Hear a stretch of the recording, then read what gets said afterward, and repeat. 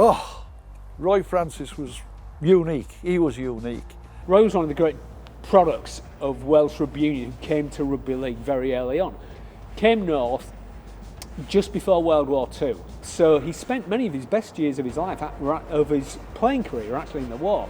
And during the war, he became a physical training instructor, which gave him a lot of knowledge and expertise that would serve him well later on in his career.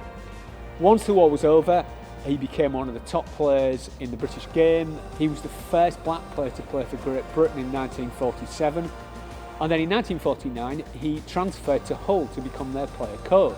He was really probably the pioneer of modern coaching. So he transformed Hull from being a mediocre side that really had underachieved for years to be one of the absolutely best teams of the mid-1950s. But in a sense, even more importantly, Roy established what a modern coach would be.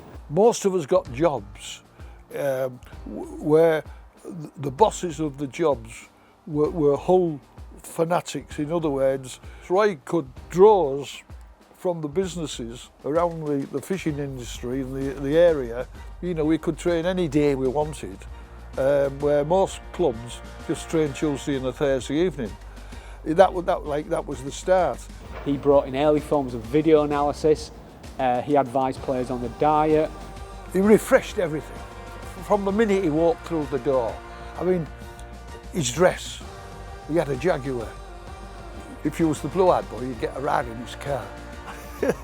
So I always made sure I was the blue-eyed boy. I'd go down this road in Roy's car and I'd wave to the crowd like I was Lord Mayor of Hull. He brought in radical new training techniques, so things like sprint coaches were brought in to develop players' individual skills. And where everybody was taught how to run, you know, how to get from A to B with the least exertion. So, you know, we started to have this success, you know, we all grew in stature and he made sure that we were all, you know, he was the one who, we all got blazers and blazers with Hull FC on.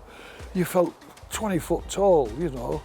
I went down the main street, I acted with my chest forward like this, walking down the main street to show my badge. And then on the field, his philosophy was that backs should be able to tackle like forwards, and forwards should be able to pass the ball and run with the ball like backs. And so in a sense, what he invented was a kind of total rugby league. In the early 1960s, he transferred to Leeds and built the great Leeds side of the 1960s. He's an iconic coach here at Leeds RL, having coached the 1968 Water Splash team, you know, which was an iconic game that I think was arguably the most iconic rugby league story of all time. I'd love to see it get turned into a picture film one day. So he transformed not just Hull FC, but also transformed the whole idea of what a coach should do and how a coach should behave.